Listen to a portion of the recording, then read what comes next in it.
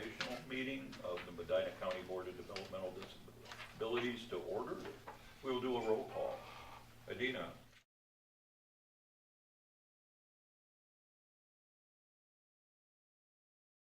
Is here, and we recognize that Mark and Lisa are absent at this time.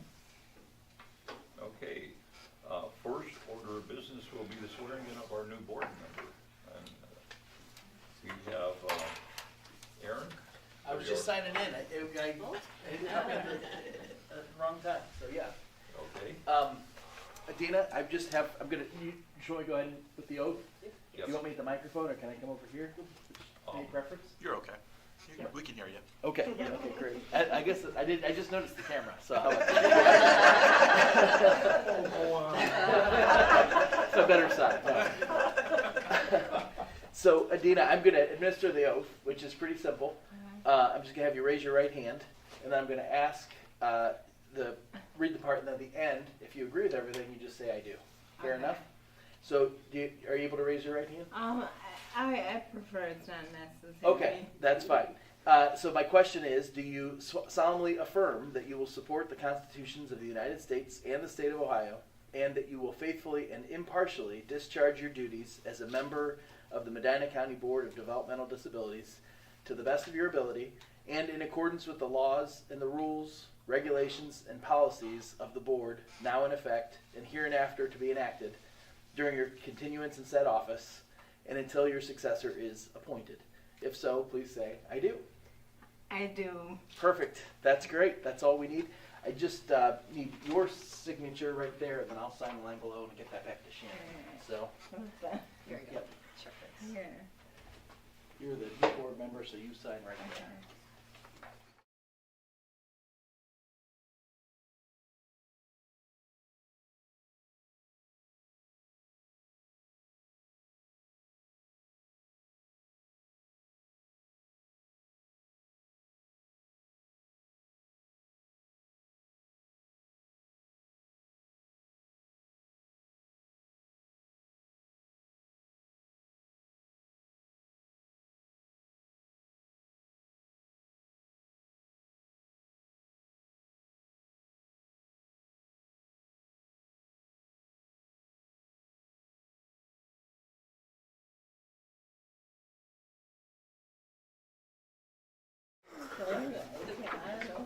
All right.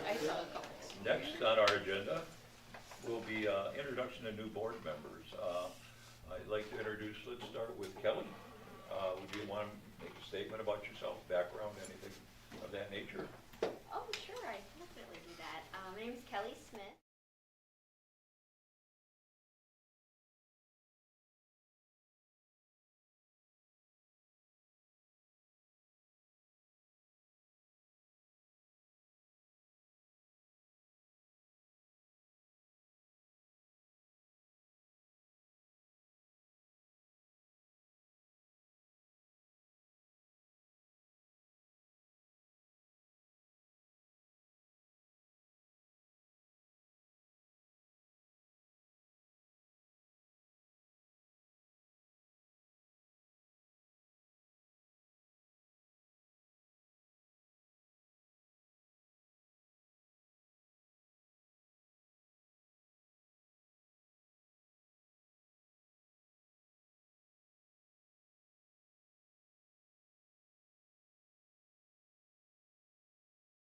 Fundraising, development, and marketing.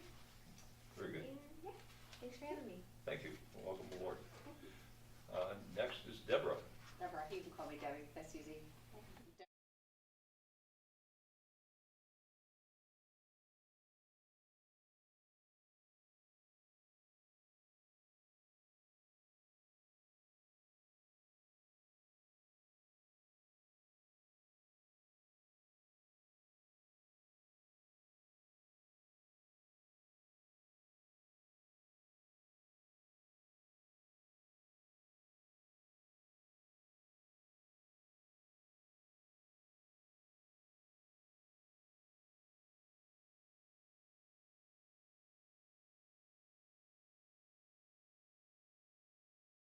Corporations on their risk programs. After that, for the last 15 years, I've been with PricewaterhouseCoopers, and if you're maybe not in that space, you might not be familiar with them, but they're kind of a silent giant. They're about a $30 billion firm, and in my last role there, I had the pleasure of working with one of the CEOs in our merger and acquisition business, which is deals. And as I shared with Stacy, the majority of my responsibility was focused on either creating or executing against the strategic plan. So my daughter tries to explain to her friends what I do or did for a living. It just comes out as, like, so we kind of laugh about that, but I am super excited to be here. I'm looking forward to supporting you in your roles and also serving our DD community. So thank you. Thank you, and welcome aboard. Thank you. And Adina, Hi. based on our swearing in, our newest member. Someone to know what, am I new? We're new too. We're new too. So I'm a member with Developmental Disability. I received services from the Medina County Board around 14 years ago. No, I'm not sure exactly. So I'm happy to be here and put my input in and share with you all my perspective. Very good. And I'd like to mention, you are a graduate of our Leadership Academy. Yeah, yes I am. So, pleased to have you. Thank you. Okay, moving on with our agenda. Nominating committee report and election of board officers for 2025. Dave, you represent the nominating committee. Mr. Chairman, we had a nominating committee meeting this morning via Teams. And the committee, and Mark was present. So the committee decided that we'd extend the officers as we have them. You as president, Mark as vice president, and Lisa as secretary. Okay, And that's when we voted that we proceed in that direction. okay. All right, so we do have a resolution regarding that. Resolution 01-25. Is there any specific wording for that, except to accept the recommendation?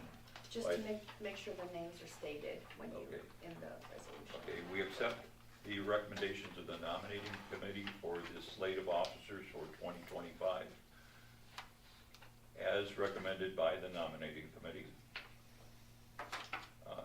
I made the motion. Do I have a second? I'll second. Okay. We'll do a roll call vote on this. Adina, you vote aye or nay? Aye. Yes. Aye. Okay. Aye. David, and the chair abstains. Okay. 2025 committee appointments, resolution 0225. Donated funds and ethics. Has there been any discussion on that in nominating committee? No. We kind of took the officers were the ones the nominating committee addresses, and the committees were on your plate Okay. for volunteers and who you wanted to be on the. Yes, and I'd like to have a new member and a senior member on each of these committees. Donated funds and ethics. That way, we have a smooth transition as we move forward into the year. So Dave, the choice is yours. I'm looking around for senior members. I volunteer to be on the donating committee. Which one? The donated. Okay, donating committee? Yes. Does anybody wish, Kelly, Deb, or Adina, wish to be on the donating committee? I'll be on the Donated funds. That's fine. Okay, all right. Thank you, Kelly. And ethics, do we have somebody I'm that sorry, we want? excuse me, we need three. Pardon? We need a third person. Need a third person. And then somebody needs to be assigned as chair. Let's do, I have to appoint, so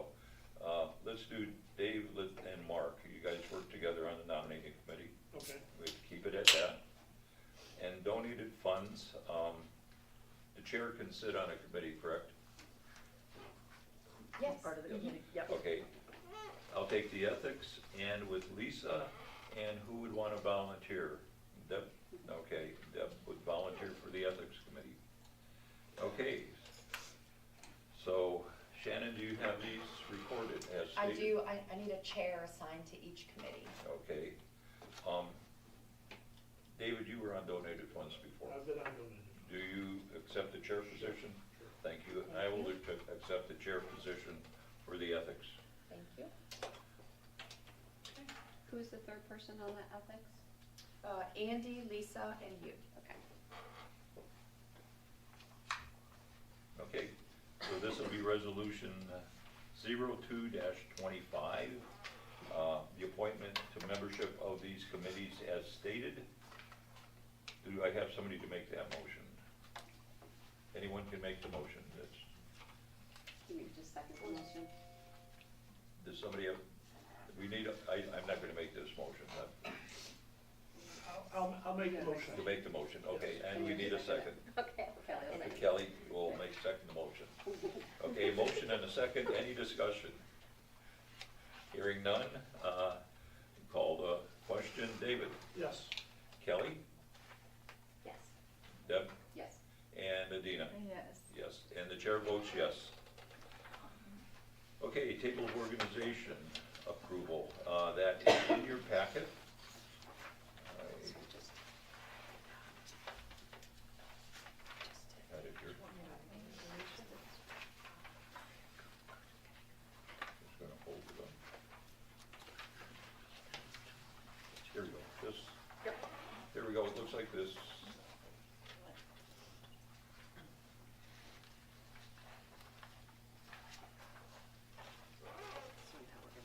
This is the organization of the center.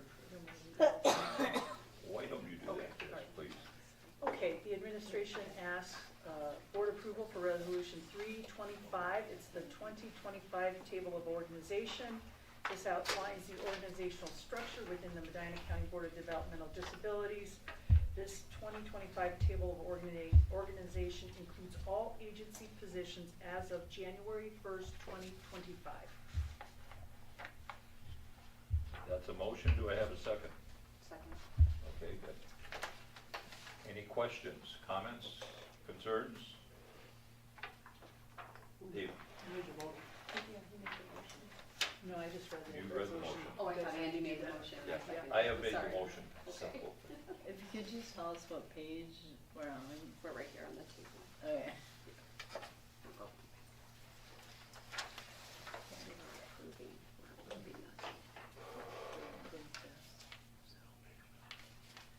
So do you need somebody to make a motion? Pardon? Do you need somebody to make a motion? Why don't we have someone make a motion, yes? So I'll make the motion Okay, to. yep, made the motion, do I have a second? I'll second. Okay, Kelly made this, seconded the motion, again, calling, any questions, discussion, comments? Hearing none, call the question. Dave? Yes. Kelly? Yes. Deb? Yes. And Adina? Yes. Okay. Andy, are you voting on that? Are you voting? What's your vote? Yeah, the chair votes yes. Okay, we just get Okay, required forms.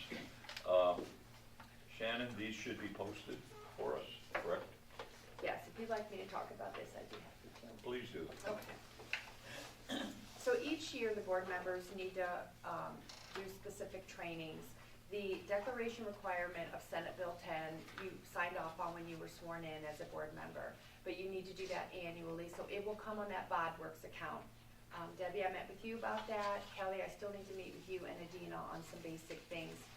You have a BODWorks account, so you'll do declaration requirement annually and the conflict of interest, where you will then declare anything that could be a potential conflict, business-wise or personal or whatever. So those will be in the BODWorks account along with some other required trainings. But these need to be on the agenda annually as a reminder. We used to give them in paper form, and now we do them through BODWorks. So it's really just a go in there and do your forms in January for these. Okay? Thank So you. you'll send us a link to that? Yeah, I will, when I meet with you, I need to meet with you and go over some things, and then I will send you the link and help you get an account created for that BODworks. And then you can go in and do your trainings. You want to meet before March? Yes. Okay. Yes. Okay. I'll contact you. Okay, gotcha. Okay. Any questions regarding this? This is just some homework. Okay. Hearing none. I think we're into motion to adjourn. Okay. I make a motion, we adjourn from the, board meeting, Organizational committee. organizational annual meeting. Okay. Okay, I have a motion, do I have a second? I'll second. Okay, Deb, okay, motion and a second, all in favor? Aye. Aye. Opposed? Hearing none, meeting's closed. Thank you.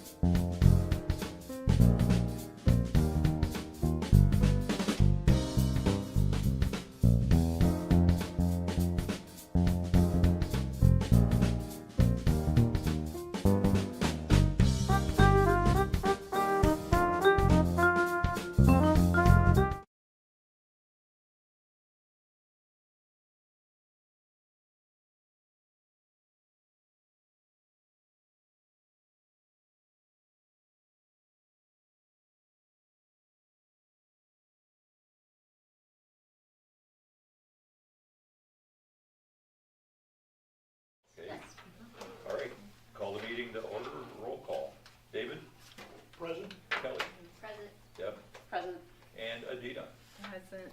The chair is present and recognize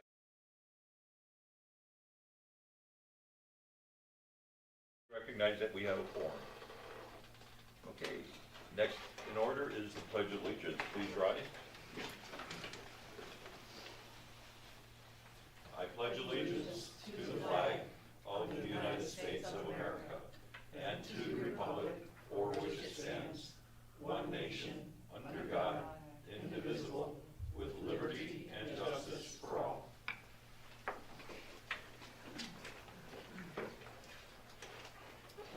Next, we will read the mission statement of the Medina County Board of Developmental Disabilities.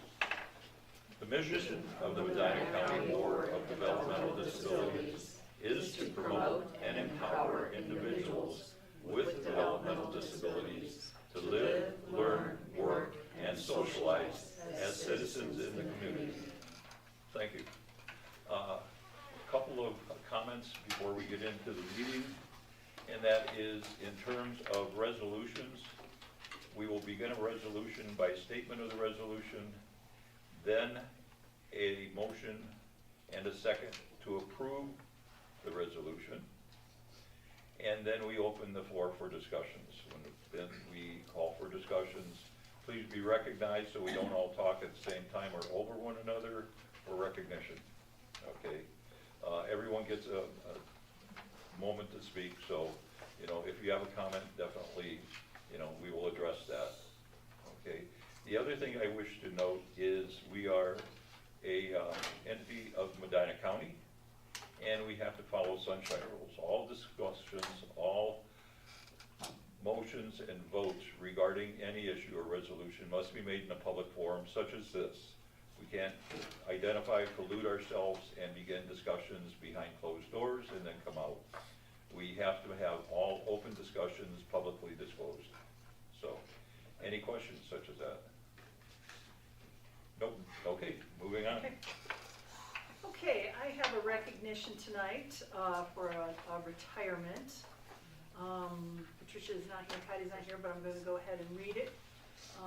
Whereas the Medina County Board of Developmental Disabilities knows our staff are the foundation of our system and are critical to our daily mission of helping people with disabilities lead independent, safe, and healthy lives, and we recognize the powerful impact and vital role staff have on the long-term success of individuals with developmental disabilities and their family. Whereas Patricia Kilbane, having begun her employment at the Medina County Board of Developmental Disabilities in November 2011 as a substitute in the Adult Services Program, and then as both an intervention specialist and Windfall School substitute, has proven through her years of service to be a passionate and caring public servant, at all times committed to the Medina County Board of DD, its missions, and our community. Whereas during her employment, Patricia has positively influenced the lives of each individual, student, and family she has worked with in both the adult and children's program. She has been a valued member of each classroom she has worked in, always helping students through her gentle and patient style and demeanor.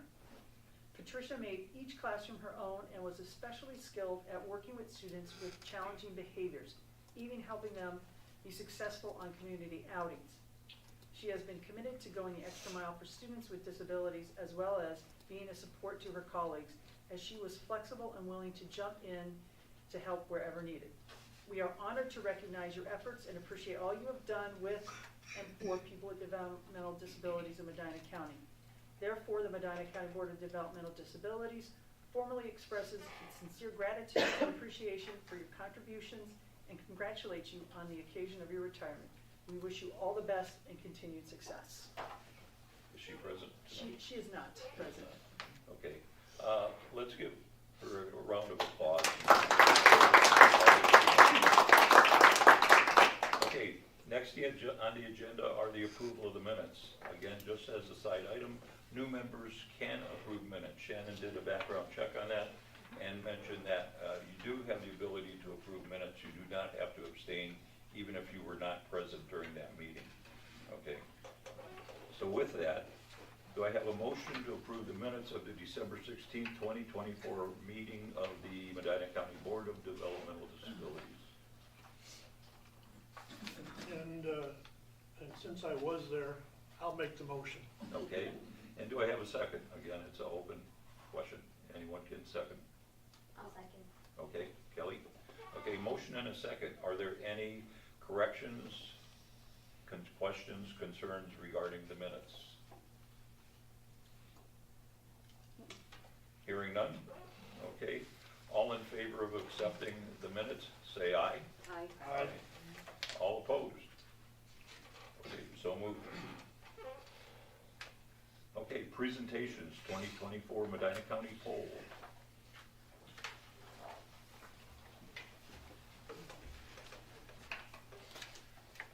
Good evening. So each year we participate in the Medina Community Poll. What the Medina Community Poll is it's conducted by the Seymour Research Group, and they contact statistically significant number of people in Medina County to ask them opinions about quality of life in Medina County, specific issues in Medina County, and they gather all the information pretty much about the satisfaction of life in Medina County. As part of that poll, organizations are invited to come in and add questions to that poll and to get some input on, how their organization is viewed, ask specific questions, related to their organization. We've done the poll for several years now just so that we can gauge kind of where we are in relation to how our community knows us and their awareness of us and their what kind of value they find in our agency. So I'm sharing with you this year's results. The poll was conducted in the fall of 2024. There are 80%, this is included in your packet, so 80% of the people contacted have heard about the Medina County Board of Developmental Disabilities, and over the past 5 years, that's kind of stayed anywhere between 70 and 80%, so we feel like that's a good number. Of those who've heard of us, 85% have a favorable opinion of us. So 0.9% unfavorable and 14% neutral. What I will share with you is that in 2022, 28% of the people who had an opinion had a neutral opinion.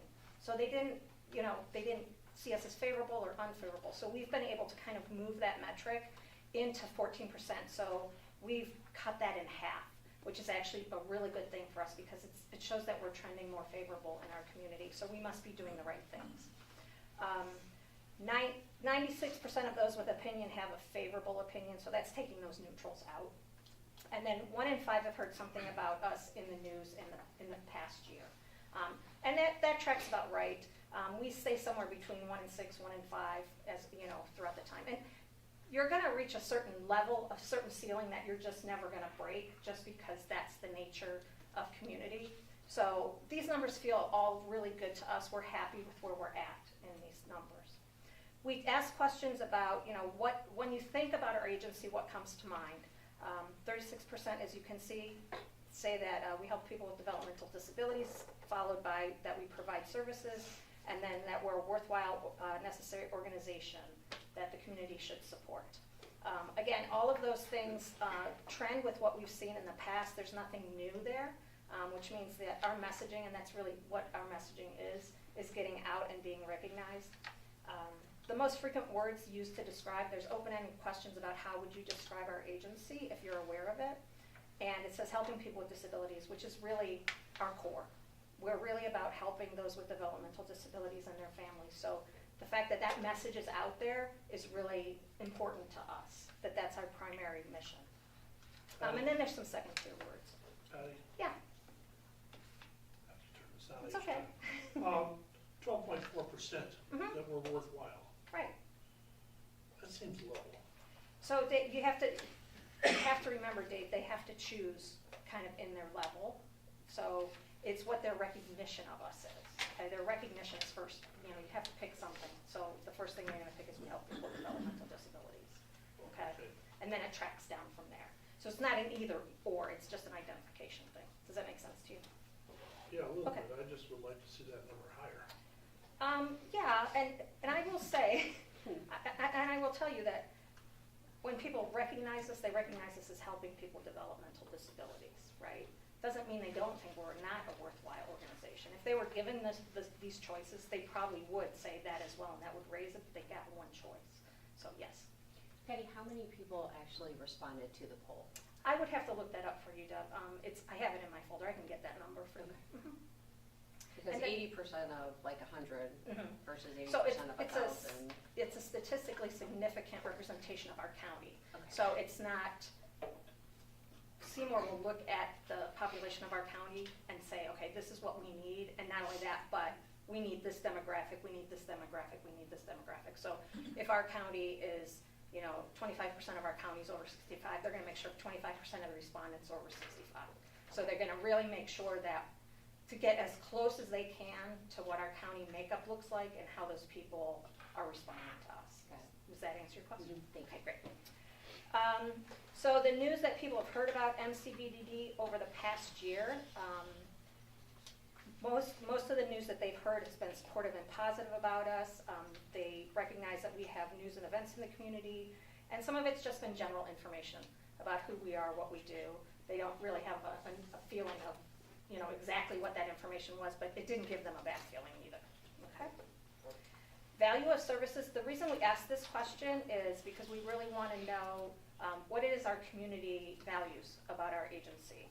And the four things this year that were identified was early intervention services, family trainings, the family trainings we provide to individuals, providers, and family members, employment and job training services, and education options for children. The early intervention services, employment and job training services, and education for children have been in our top 3 consistently. This is the first year that family training and info has come into our poll, which is great because we have really, over the last 2 to 3 years, been really increasing what we're doing, and the community is acknowledging that, and not only acknowledging that, but saying there's value in your organization to do that. So it's great to see that those efforts are recognized and supported by the community. And then just because I'm a communications person, there's communication demographics there. I find those really, really interesting. Maybe not everybody does, but 22% of Medina County, and this is Medina County as a whole, these are not necessarily our supporters, but as a whole, 22% of Medina County is getting their information mainly from social media, and then I have kind of that breakdown of who that looks like. 21% are getting their main source of information from the internet, and 19% are still getting their information from the newspaper, although that has become the more digital versions than the print versions. And then just some digital information access there at the bottom to show you how people are digitally accessing the information in the county. And the reason we look at this is because it helps us connect to those that we need to connect with in our community so that they understand our mission, what we do, and hopefully support us. And that's all I've got about the Medina County poll. Questions? I would just be interested in knowing how many people. Yeah, I can responded. look that right up for you. Yeah. Provide that to all board. Sure, Okay, yep, thanks. I'll do it in a follow-up. Thank I'll do you. it in a follow-up. One thing you'll see in your packet every month is the community engagement section. And definitely that's valuable. That shows the efforts in terms of broadcasting information regarding the center. So, Okay. All right, thank you. thanks. Okay, the 2024 action plan, so I gave everyone a packet, and I want to just kind of go over this briefly. The top of your packet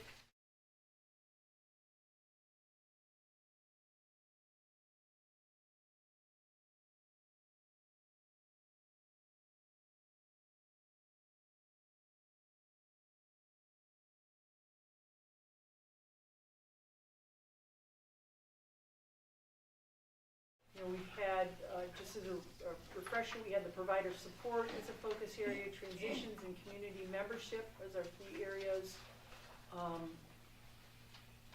This past year, the DSPU program with the Medina County Career Center, we've seen that, we started out with 4 the year before, 4 students that were interested in it, and we now have 6 students, is that correct, that are in it, so it's increasing in popularity. And again, the whole idea behind that is for students that have an interest in entering into this field and providing services.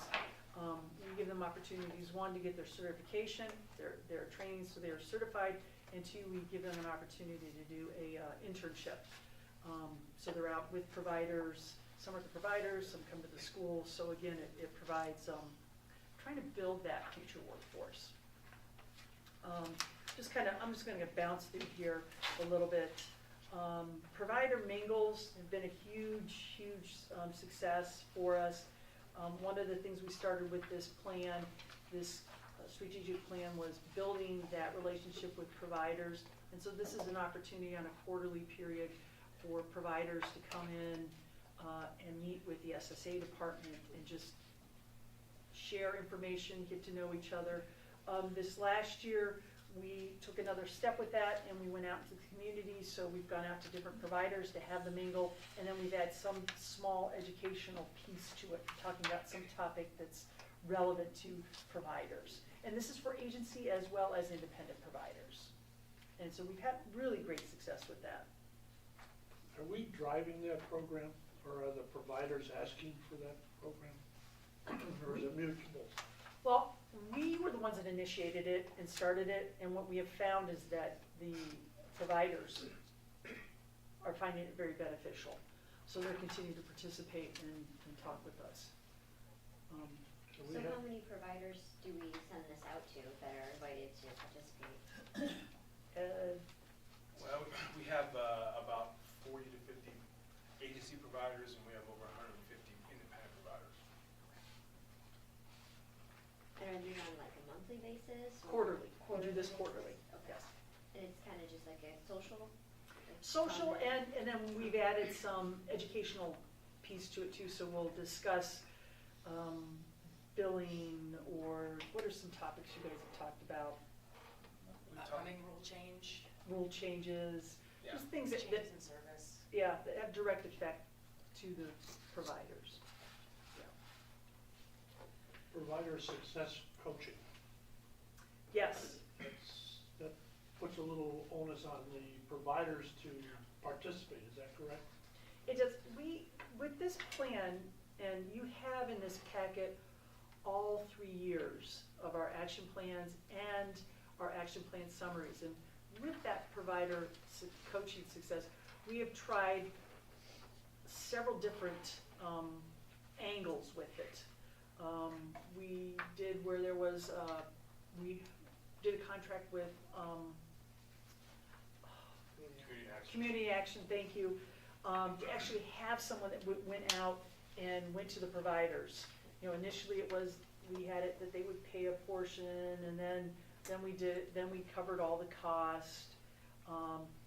The concept behind it is that, you know, you've got these direct support professionals. A lot of these are entry level, and you know, one of the problems is life that gets in the way for people to continue to do these. Car breaks down, childcare, food, you know, lack of food, just a variety of things. So we're trying to put someone in place that can help people connect in their communities to solve their own problems. With Community Action, we didn't have a lot of participation. And then we went to, what else did we do after that? Did we jump right to? Pretty much we jumped into this new program. To the new program? Yeah. And the new program, what we're doing is the providers have identified a staff member that is kind of that point person. So we try to support that staff person with information resources so that they can work with their agency. And we've seen more success with that. Yeah. So it's been helpful. Okay. Each Yeah. year it's a little more involved. Yeah, it does. Okay. You know, and a lot of the stuff with provider supports, you know, a lot of that too through these last 3 years is really, you know, throwing stuff up against the wall and see what sticks. You know, and you know, and a lot of the things we've talked about and you've heard this is, you know, one of the things that has stuck right from the beginning is, you know, we still and we will continue offering first aid and CPR training, which is required. We do that free of cost. We do background checks free of cost. So that's not costs that the providers are taking. We're also doing some behavioral support trainings, and again, that's free of cost. So we're trying to make it as flexible and cost effective for the providers, so they aren't putting their resources in that. And that's been a big success. You know, we've talked through the years, we did things like there was a point where we did referrals, people that were referring within the agency. If they referred a person to come on staff and they lasted, 90 days, they got a stipend that, we reimburse them to. The other big thing that's a burden on providers is every year you have to do 8 hours of training that you're just required to do. And so when they're training, they're not providing direct supports, therefore then the agency's not billing. So we've put a stipend in there too for X amount of people that have completed their training. We give them a little stipend, just trying to, help the providers out.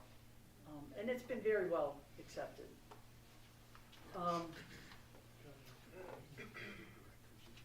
Provider capacity, just kind of hit a couple things there. The Tech Summit, which we've talked about before, was a huge success this past year. We partnered with Summit County Board, and we had, look at the numbers there. We had like over 40 vendors. They had over 500 guests that attended. And so there's all these vendors that bring in different technology pieces that people can actually go talk with the vendors, try things out. It was a huge success. So that's going to be something that we're going to continue again, is just trying to get that information out to people so they can use that to become more independent. Transitions.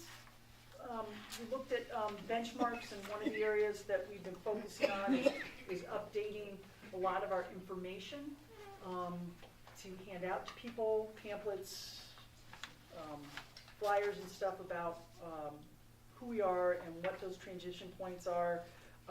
We started initially with early intervention. We've put a lot of resource guides together so that people that are involved with early intervention, some of them may or may not continue to be eligible for our services, but we wanted to make sure that people had a roadmap and understood that once their child exited early intervention, that these are some options, and this is how you can contact us in the future. And we've expanded that to the childhood transitions, student transitions, and we're continuing to work on that. Stacy, can I ask a question Sure. on the school transition? Sure. So, like, when we look at some of these, and I'm also happy to take this offline because it's more just kind of my own clarification, but like when we make a comment on like ECS, I think that might be the program.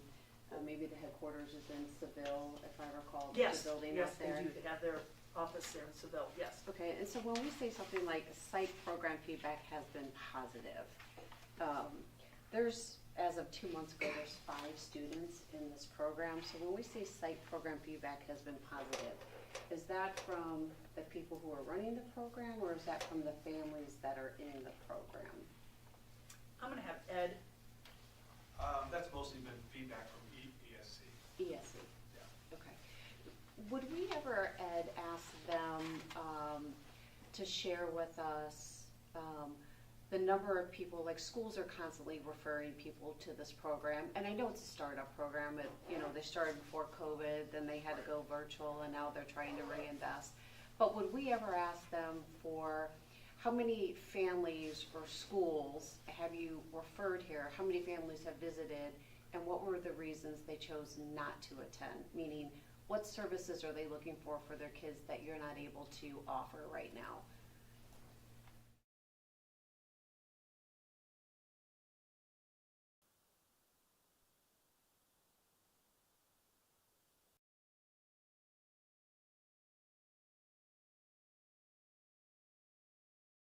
Is ESC meeting your needs of your students, or if there are additional programs that are necessary and needed?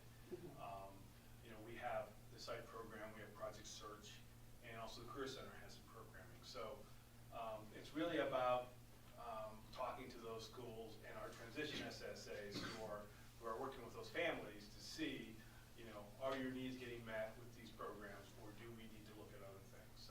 So kind of like 3 data points. You get feedback from ESC, Yes. the school, and then the SSA, because a lot of these kids are still on IEPs, right, I'm assuming? Yes. And then does this program go beyond the school age of 21 or 22? It No, cuts off there? no. Okay. Yeah, and that's part of what we're looking at too, is what can we supplement?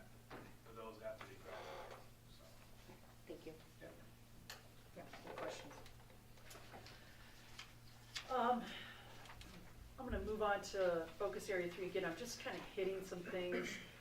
Transportation options. So transportation is difficult for the people we serve, and we have really struggled with that over the last 3 years.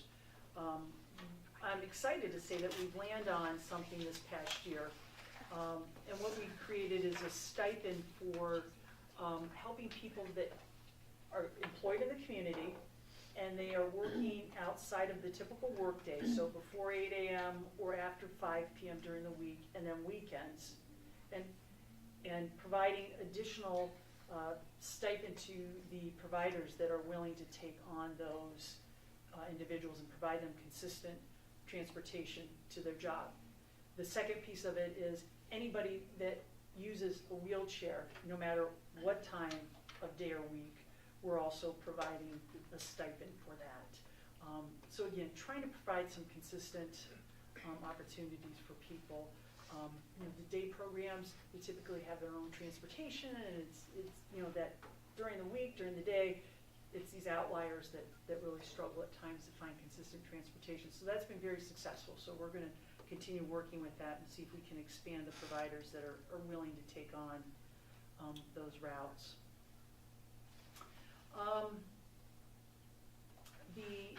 Let's see, we've done a lot with, I'll mention, with employment opportunities. Our employment navigator has done a lot of work over the last year, 2 years, working with providers to build their knowledge base on the various employment, what's the word I want, reimbursements.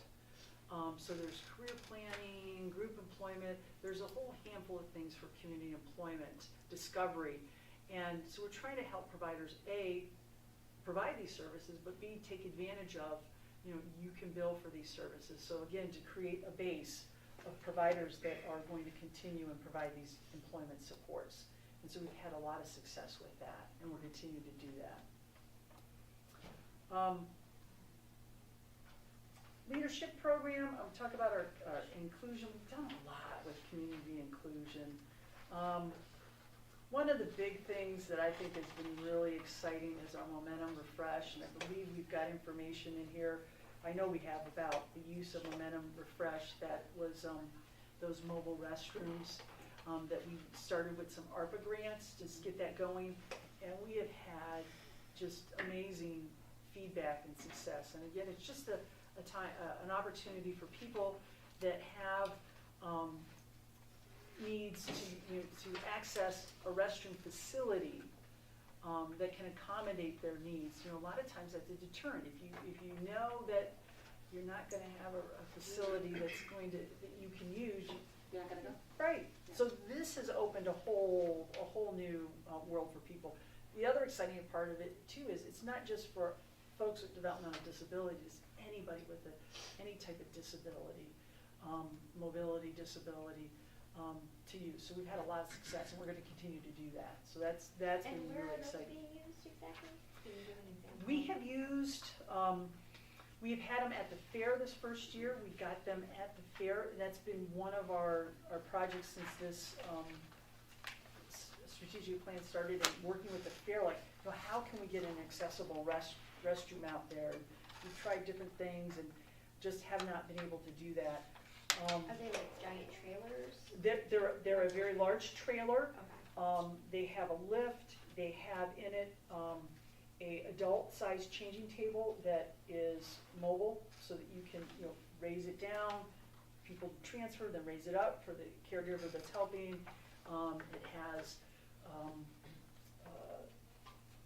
a Hoyer, the ceiling track Hoyer lift, so that you can transfer onto a toilet. They've got sinks that adjust for height, so it's a whole thing that people can use, and and then continue and enjoy the events. And it's marked Momentum. It is. It's Momentum. It doesn't have our markings on it. Yes, we're just contracting with them. Yeah, we have So a it's a private company. we have a 3-year contract with them. At an hourly rate or daily rate, something. Daily rate, Daily yeah. rate, that they come and they man it. And they clean it, and we just tell them Right. where they go. And we've had, Wadsworth? We've done a couple things at Wadsworth. We did a scare on the square. We did the Taste of Wadsworth. We've been at the Medina Square. We did some stuff with the Christmas candlelight was there. I can't think of the other ones, but we're trying to expand that, and so we're also trying to get out into other communities too that might have an event that makes sense. Yeah. It's really, I mean, I think it's a game changer. Yeah, I haven't seen it. Yeah. The other thing that you'll see is that there's this big movement across the state for universal changing tables. As a matter of fact, out in our hallway there, we installed, see that universal changing restroom, you could take a look at it. And that has been a big movement. We work with the ARPA funds. We had the last hurrah of ARPA funds this last year, and you had to use it or lose it. And the DODD had some very specific things, community inclusion type areas that you could spend this on. And so we worked with the county administration building and Courthouse. the courthouse on the square, and they have purchased changing tables, and they're in the process of doing renovations. So now each of those facilities will have an adult changing table. So again, it's somebody that needs it, it's there. And ODOT, this isn't us, but ODOT just, I think Governor DeWine just had an article here not too long ago that they've got the rest stops that they're putting in a bunch of adult changing tables at various rest stops. So that's Great. it's a big movement. It's great. It's really good stuff. So we're going to continue doing that. But that just kind of, again, I'm just kind of hitting some highlights. There's a lot of stuff here. The other piece that you'll see, and I kind of hit a lot of this, is I took for the 2024, I kind of did just like our top 10. I just picked top 10 things that I thought were really pretty interesting and had some big impacts, most of which I have kind of highlighted here. So there's a lot of information there. Like I said, you've got all of our strategic plan, all the action plans for each year, the last few years, and our year-end summaries. So some good reading there, especially if you're having trouble sleeping. Where is that one? Is that a separate one, or is that a part of the package? The whole, this is all. It's in there, It's okay. all Very 3 good. years there, Thank you. yes. So yeah, we had a lot of success. I mean, there's a lot of great stuff during this, and of course, this is, COVID, end of COVID, so a lot of stuff gave us a chance to try some different things. So if you want to take a look at that and you have questions, feel free to reach out to me. I'd be glad to answer questions in there, but just wanted to kind of give you a wrap So, up. I'm sorry, this is a strategic plan for 22 to 24? Yes. So then we have a new one now for 25 Yes. to Yes. 27, is it? Yes, Okay. yes. And is that in this packet as well? It is not in this packet, Okay. but we have sent it out to you, and we can send that out again so you guys can have, and it's on our I'm webpage. sure we have it then, yeah. Okay. Yeah. So this one's pretty much done then? Yep. Okay. Yep. Oh, the other thing I want to mention, I'm sorry, and you'll see in your board packet, there's a schedule on here, the 2025 board presentation schedule. We started this with this a couple years ago, so I'm continuing to do this. So this is going to kind of give you a sense of each board meeting. We're going to do like a 10-15 minute presentation on a topic, and what I've referenced here is what the topics are. If it's related to one of our focus areas, you'll see who the presenters are, and then you'll also see where we will have updated our dashboard for each area, updating, and we're kind of tweaking that to take a look at it, to kind of present it a little differently, so the information may be a little clearer when we're breaking it out. So, as we go along, if there's suggestions for that, how we can present it, we're trying to figure out what's the most efficient way to get that information out, so you have a sense where we are. So, Any questions? Okay, moving on with the agenda. There is no old business, so we'll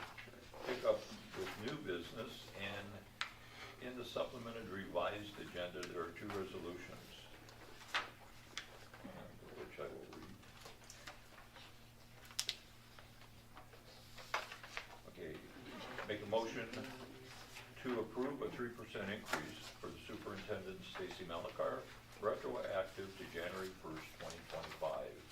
Do I have a second? Can he do the motion? I can't do it. You can- Because I'm it'll get surprised. crazy now, I'm hand, surprised. Dave. I consider that a trick question. I'll second the motion. Okay, a little background. This was discussed with the regular board in the middle of last year. And it wasn't pre-approved or anything like that, but this was to come up at this time. So, okay, we have a motion and a second. Is there any discussion? Just for comfort level, Stacy, maybe the new board members would like to see your accomplishments for last year. I can forward that I to mean, you. that would Good point. point out some successes, why we've been convinced that we ought to give her a raise. But it Yeah. kind of goes against, what the guidelines were, what we were trying to do. And then Stacy at the end of the year kind of summarizes this, what she thinks she's got done. Yeah.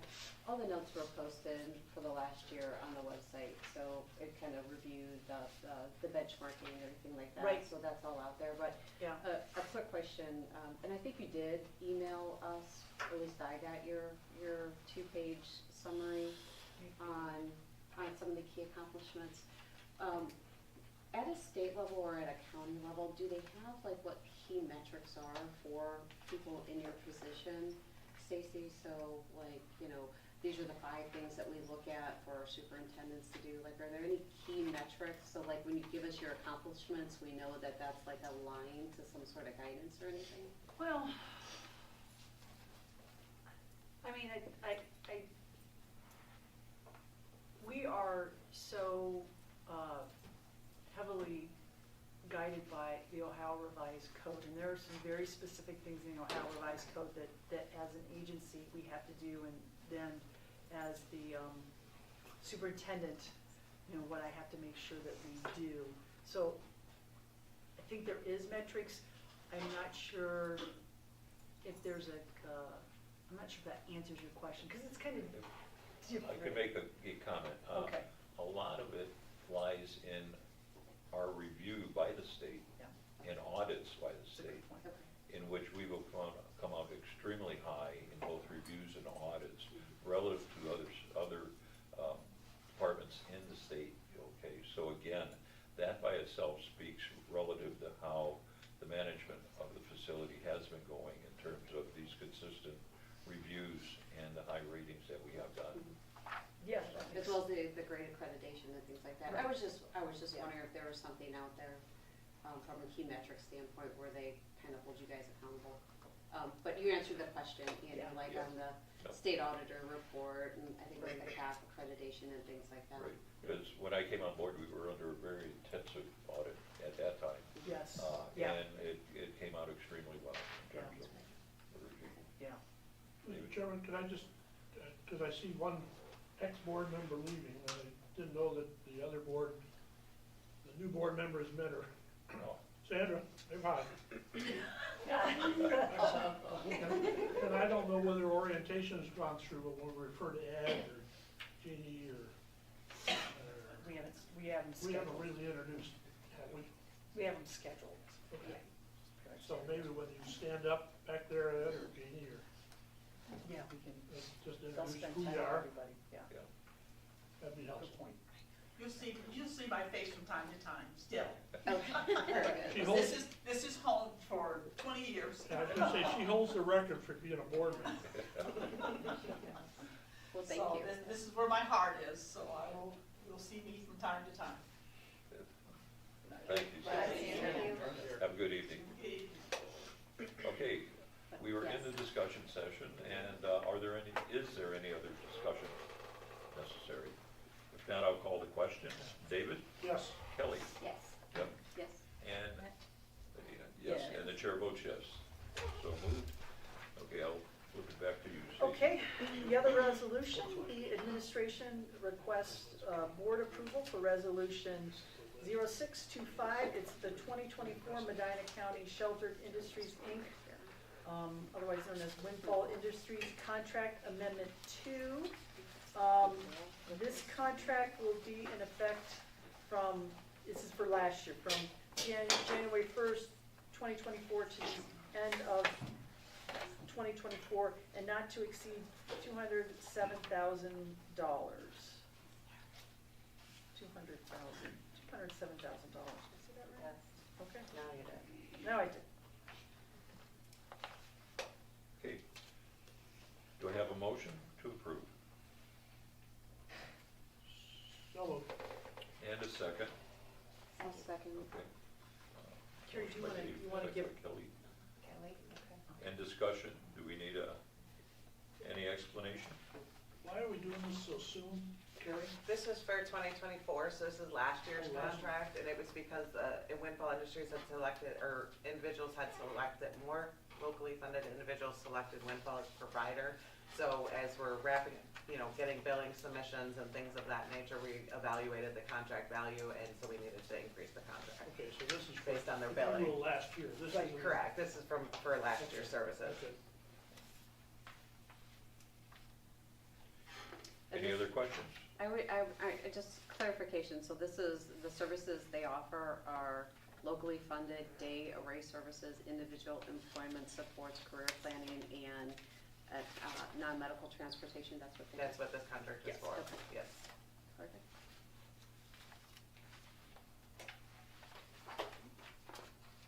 Hearing none? Okay, call the question. David? Yes, Kelly? Yes. Deb? Yes. And Adina? Yes.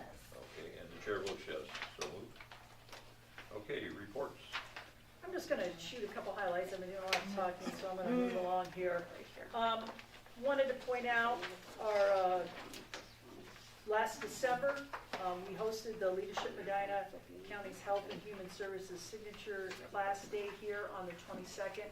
Again, future leaders, an opportunity to see what we do and, share our facilities and all the good stuff. We actually just had the LEAD program here last week. Signature. Thursday. So they were here, so we do this every year, but it's a great opportunity to bring classes in and really give them a sense of what we're about. You've got some statistics there for as I had mentioned, the mobile changing unit, so you can kind of take a look at that. We had 423 visitors, 260 were users of the facility, actually use the facility, so that is really great news. Early intervention, just note that our annual performance review, and we received meets requirement, which is the highest. You either meet requirements or you need improvement, and so we met the standards. So we're doing great work there. Has never been a concern. School age, December is always a fun month. Judge Dunn every year comes in with his Build-A-Bears to the Winfall School, to the younger kids, and that's a program with the youth that are involved with the juvenile detention center. And so they build bears, and they learn about what we do, and then Judge Dunn and his group, and he brings in like the best Santa and Mrs. Claus ever, and they come in, and it's really a fun morning. And just kind of highlight a couple other stuff, then later on, before we left for break, we had another Christmas party with the Santa. And I believe we had somebody else also dressed as an elf. That might have been Tracy. It's not the same height. Yeah, so that was a fun day too. Always good stuff. You also in here, you'll see that we do list our past trainings and presentations. You can see the first aid. You can see how many people participated. We also provided a trust and estate planning training. We have some upcoming. We have advocacy night coming in February, frontline supervisor meeting, training on documentation, and we have the CPI verbal intervention training coming here in the next month. And we typically have pretty good attendance with that. They're mostly in person and hybrid. You can have those options, but there are some that are strictly hybrid, just depends on that. Advocacy, just wanted to point out that we have partnered with the Medina County Career Center, and we started classes with AC Passage adults on advocacy, required advocacy training. We work with People Together, which is a partnership with Society. And we go into elementary schools, and we were just at December at Hickory Ridge Elementary, and Medina was one of the advocates that presented there. Yeah. Always a great day of, sharing information and breaking down barriers. DSP Spotlight, Janie Nicole. Was recognized as the January DSP Spotlight. Janie has worked as an independent provider for the past 4 years. She's a great example of what a DSP should be. Janie has been extremely dependable and always shows up to work in a pleasant mood. She always goes above and beyond for those that she works with and has a willingness to just jump in and assist. We wish we could clone her. When we asked what has there ever been anyone that has stood out to you as a mentor in the field? And we asked Janie, and her reply was that my clients stand out to me as mentors. She is always patient and understanding. She has taught me so many things about individuals and with disabilities, and always has information directing me to where I can learn more. So again, it's really important to give a shout out, so we want to congratulate Jamie. And then you've got Special Olympics. There's always a lot of Special Olympics going on, and there continues to be. So just a few things to highlight there. Any questions about that? Okay, then we'll go to the financial reports with Carrie. Hey, so this is the first time I'm meeting you guys directly. So I'm Carrie Bates, the Director of Business. I've been working with the Medina County Board for 25 years in April, and I have always held a job in the business office.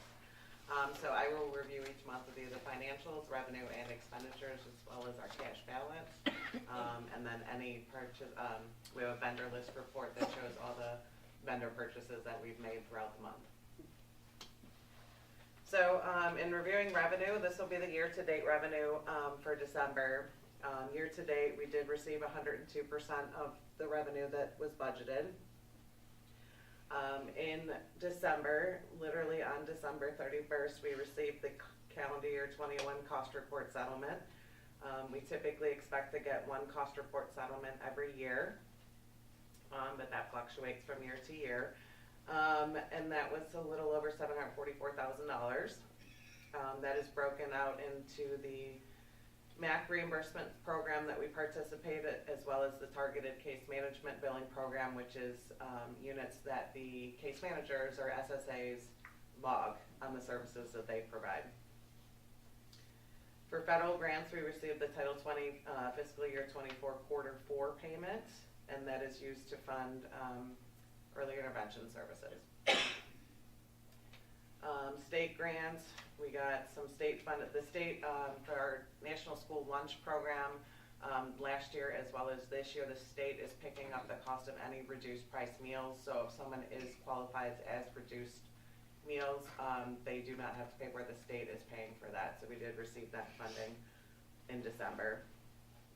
We also received a $50 donation for the use of our parking lots, and we put that into our special donated fund special events account. I also included a year-end summary for revenue and expenditures, just to kind of jot down areas of we either were under budget on receiving or over budget on receiving. The biggest one is always the Medicaid settlements. Usually there's only 2 payments. One will be waiver match and one will be this cost report settlement that we got in. So the waiver match reconciliation that we received in March was higher than what I budgeted for to receive, and that was due to lower utilization on the individual side of it, and then the state had given us additional allocation dollars as well. Waiver revenue, while it's minimal, it's still, we budgeted, we were told that as the provider of service and us transitioning out of being a direct provider of service, the only service we are able to continue to bill the waiver for would be the the locally funded contract we have with Medina County Transit. The state told us in early 2024 that we could continue to bill because we weren't providing the service, we were just contracting for the service. So I had budgeted only a couple months because we thought we were gonna have to stop billing for that. And then we would have just locally funded the entire amount. Other revenue is basically our gov deals, our auctions when we have excess inventory, and we do auctions, but we did have a tractor that we auctioned off, so that was the majority of that overage there. State grants, we do budget every year about $250,000 for capital housing pass-through.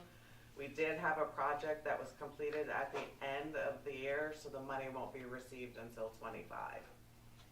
So that's why that appears to be lower. And the rest are just minor donations. We received $6,860 in donations, and we budgeted $5,000, and those are just based on historical estimates. So any questions on revenue?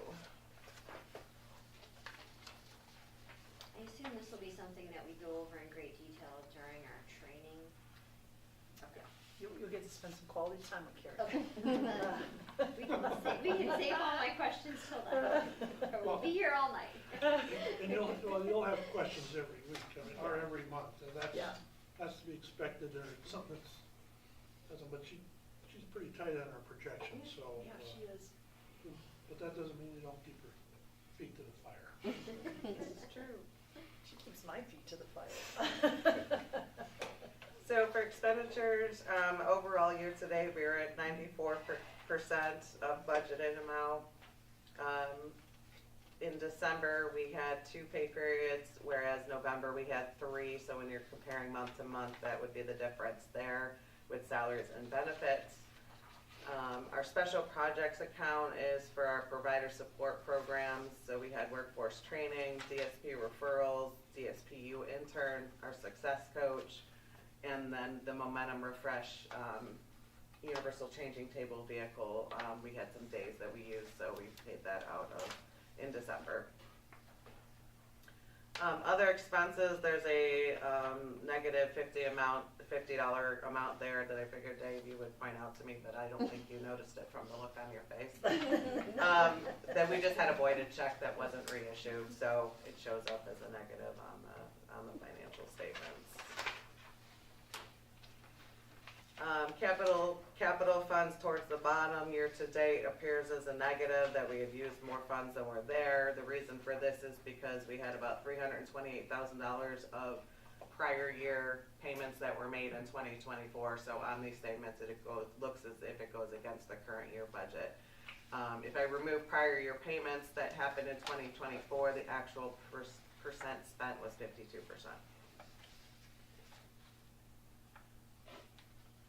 The year-end summary review for expenditures, I go through, I break up at the top half is the largest components of our budget. So salaries and benefits are one of the largest components. Medicaid match is a large component of our budget. And then you have your general operating.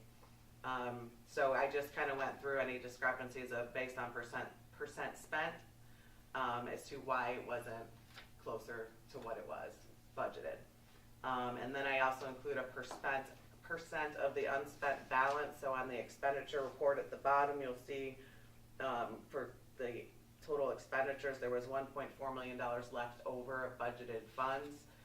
This just kind of shows you where that percent was allocated to. So 41% of that 1.4 million makes up the remaining of salaries and benefits that weren't paid out. And then the reasons why those things occurred are listed as well. Capital improvements was, we moved a couple of projects from the 2024 budget into the 2025 budget. Most notably the smart home and the main entrance renovations we moved to 2025. Some of the capital projects we completed came in less than what we budgeted. And then some projects that are completed in 24 again won't get paid until 2025. The bottom half is just a breakout of the areas of the operating expenditures from above, just the areas of percent spent, and then any comments related to that. And then I show, just for consistency's sake, of when we have prior year expenditures paid into the next year's budget, that comparison from year to year as to what that happens. And it almost always is capital projects that occurs with. And contract services. Contract services is the other.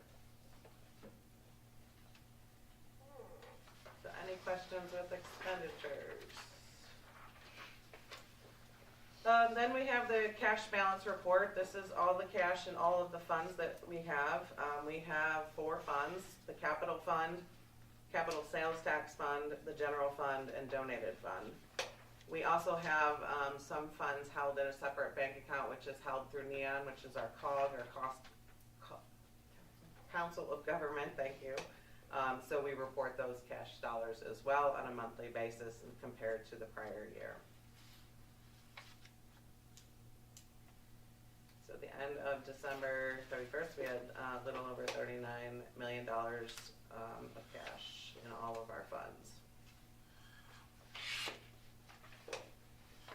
The next report is a cash flow report to kind of show you when our funds come in and when they go out. Most notably because the largest resource we have is our tax payments, and we get those twice a year.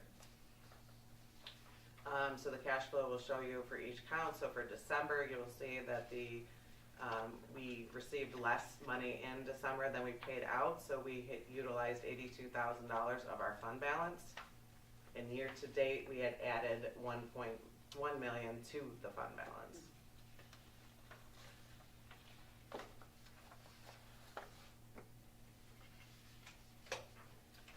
When I did the projections for last year, the projections that I had for the end of this year was that we would add 1.2 million. So I was $135,000 off. So. I know, right? I know. Right? But I always know why. I just think, Always know why. as board members, one of the important things, we're a $22 million operation. We're not a household budget. Right. So Carrie's function is critical on that, we do that.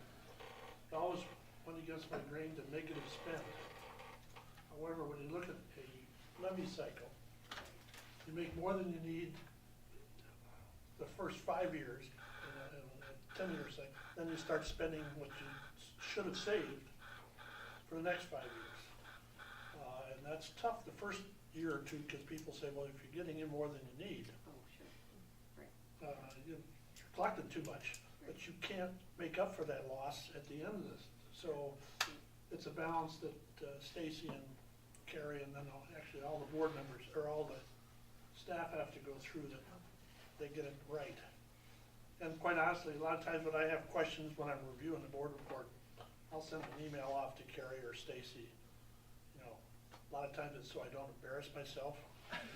But a lot of times it's, well, maybe you could explain it. I know you've gone through it. Carrie goes through these things each week or each month. It doesn't always stick, and I mark mine up, and yeah, that's where that goes. And so I wouldn't hesitate to fire her off an email when it comes around. And it'll take time. Like I said, you're looking at all the accounts and what we've gone through them shortly. So I would encourage you to fire off an email to Carrie, but it's always a good idea to send Stacy the number so she knows what's going on. Has anyone sat down with you yet? Anyone sat down? Not yet. We're scheduled, yeah. Okay, good. What's nice is going over this in a meeting now, prepping you for questions when you do meet, so, very good. And to Dave's point, I just want to say, like, with the levy cycle that we're currently in, the 2025 year is the middle of the 5th year of that cycle. So we have projected and budgeted that starting in 25, we are going to start deficit spending. This year to date will be deficit from here to the end of the levy cycle. So it's making this fund balance that we have here, this $39 million, last for the rest of the levy cycle, because we never asked for more money. We knew the money that we had in the bank was going to get us through this current levy cycle. And with expenditures increasing the way that they do, naturally, our Medicaid match, just natural, our medical costs are, expensive, things of that nature. It's important that we have this planned and thoughtful going out, but knowing that we are going to begin that deficit spending cycle. Thanks for that explanation. That's helpful. And then we have, what we have is the voucher report, and this again is everything that we have paid out in the business office to vendors for various things. It is sorted and grouped by vendor and the amount, and then it's broken out by the funds that it was paid out of. So typically when you get the board packet, you can look through the voucher report, and if you have any questions on those, like Dave said, you can shoot an email to me and Stacy and question any of that, or ask your questions at the board meeting. Jerry, what is modification, home modification consultant? That was the contract that we have with an individual that, construction consultant, so when there's home modifications through the waiver that need to be accomplished, they will come in and help us make sure that, A, it's the appropriate accommodation, like they're doing the construction side of things to make sure that everything's in line and that once it's installed, that it's up to working order in that. Have we done that in the past? I don't remember seeing We've been this doing type it of- for 2 or 3 years now? Yeah. Yeah, Okay. yeah, they just, the contractor tends to submit invoices all at one time rather than as they go along, so we tend to get quite a bit at one time. As you can see, all the months listed on there is like almost the whole year.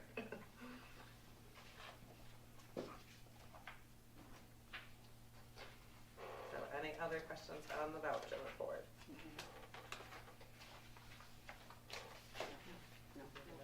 You still require everyone to submit expense reports on a monthly basis? Because you have a couple of people that have what seem to be high expense reports. So we have 2 different kind of reports when you're talking about expense reports. So one is just operating travel that staff submit. So we have large users of operating travel would be the SSA department and EI department. There's a lot of staff out in the community. So operating travel forms are due to us at a minimum quarterly. Oh, okay.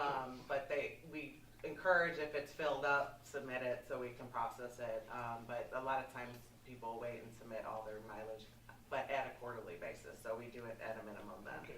Then there's the travel expenses if someone goes to a training or a conference and then they're requesting reimbursement for their meals or their travel at that point, then those just kind of, I think our procedure has within 10 days of travel for the training to submit for that. So like we had the county board conference in December, so we're, we closing all that kind of stuff up. Any other questions?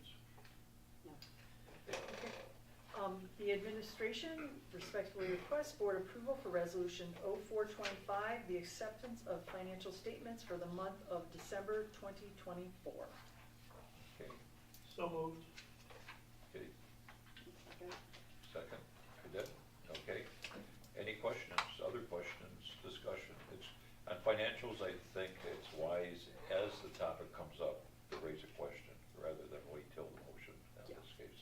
Okay, since all of our minds are focused in that arena, I think, raise the question at that time. Carrie, is that good for you? Mm-hmm. Good. All right, have a motion and a second. No discussion. Call the question. David? Yes. Kelly? Yes. Deb? Yes. Adina? Yes. And the chair votes yes, so moved. Okay, and you will find in here additionally, we do additional quarterly, do some additional quarterly, still our monthly stats. So you've got our enrollee stats. You'll see that has us through the end of last year, November, December stats. We're changing the format a little bit. Hopefully it'll be easier to understand. Nothing real significant there. And then you also have our personnel control report. We're going to also work on kind of updating that too. We currently have 2 positions that are open. One is a secretary with the SSA department and the other is SSA. So we're in the process of those. Otherwise, we're in good shape. I got some information, follow up to your question, Debbie, about the Medina poll. And the final sample of the Medina poll consisted of 400 respondents. The general population statistics derived from the sample size provide a precise level of plus or minus 4.9% within 95% confidence intervals. Okay, helpful. Yeah. I mean, is that, I'm sorry, is that something that's done yearly? I think Yes, Patty we said do, was done yeah, we yearly. do that. We participate in that yearly, yeah. So the goal will be to have more people know about us, especially Yeah. as we're 5 years out from the levy. Like, Right. we want more people to know everything good. And see areas where maybe, Yeah. are we reaching people? Do we have to do some things different or continue to do Yep. things? And yeah. Yeah. Then you'll see our quarterly reports. Just, you'll have the contract report of all our contracts. You'll see that. We also provide a report of the community provider report, so you're going to take a look at the day programs and employment supports, who those providers are, and how many people they're serving based on their funding source. And we also have the non-medical transportation, same thing, providers and funding sources for those services. And we do the fiscal indicators, so quarterly you'll get this dashboard, kind of letting you know overall where our expenses and revenues are. This kind of gives you the whole year look. You can see where we are, and also the waivers, so you know where we are on the waiver count. You will see we added, from the start of last year to the end of 2024, we added 44 waivers. You can also see our, And then just a side note Sure. to that, because I know it gets asked, that was, 2 more IOs, that we allocated over what we budgeted for that. So that's usually a question that comes up, so I just want to point yep, that good out. point. And they also talk there, you can see what were our Medicaid match responsibilities, what we paid for the Medicaid match. And so you'll see that quarterly as we continue. And the rest of the reports, you'll see, again, our ombudsman, we contract with Society for an ombudsman. And so a partial third person that can help people when they have questions about services and that. And we also provide you with performance outcomes. So in addition to our strategic plan, each of the departments, you'll see this, we go through and we ask them to give us some outcomes for their year, for their departments. They may have 1 or 2. And so we kind of give you an update of where they are with those performance outcomes. So just another feedback of things that we're working on. Anything else I want? Oh, and then you will always have the community engagement. I think Dave mentioned that. So you'll kind of see the variety of advertisements, articles that are posted throughout that month. So yeah. Any questions about that? No. Of course. I've never picked on Jeannie. Jenny. Jenny. Well, you can pick on Jenny all you want. You can do Jenny all you want. I've called your name out several times, you never answered. Your year end was, the fourth quarter, you averaged success rate of 55%. My personal year. Yeah. I did start October 28th. Yeah, I know. Your day one represented the whole year. So, are you happy with that number? Are you're working to improve that number, or we need to adjust something?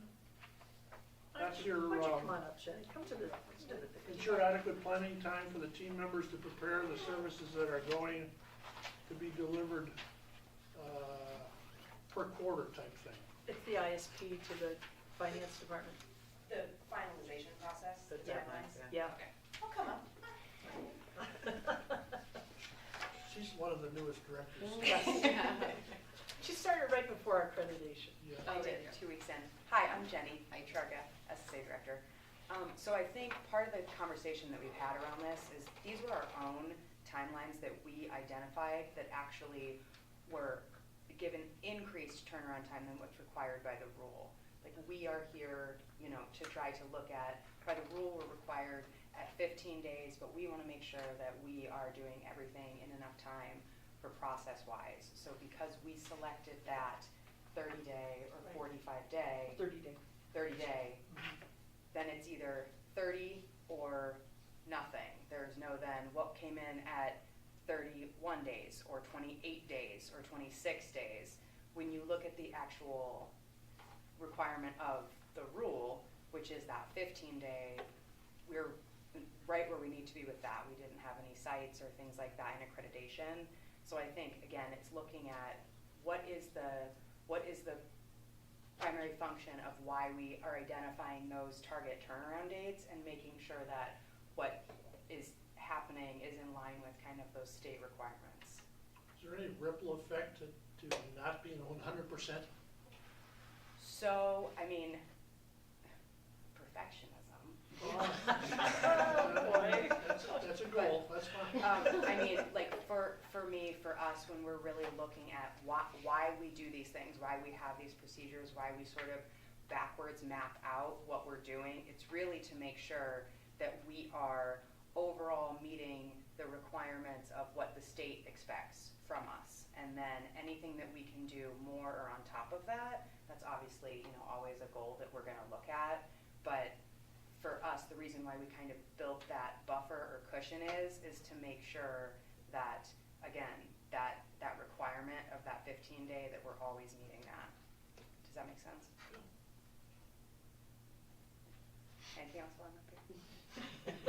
Thank you, Jen. Yeah, you're welcome. Yep. Thanks, Jenny. You're welcome.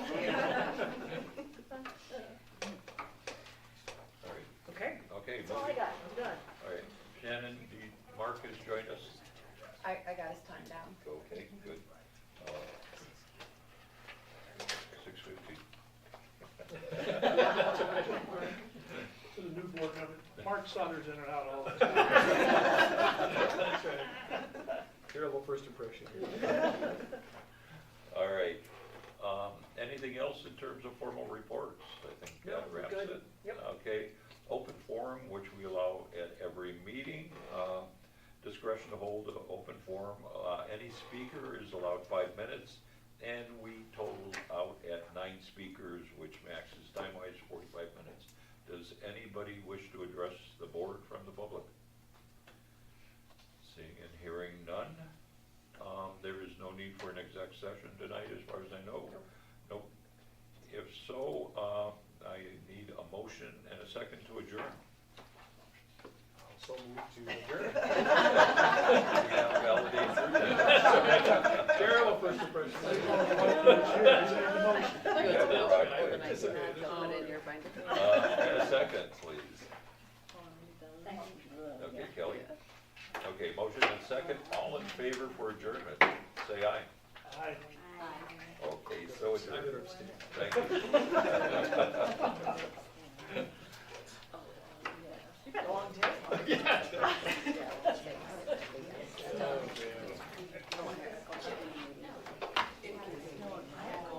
I should have known there.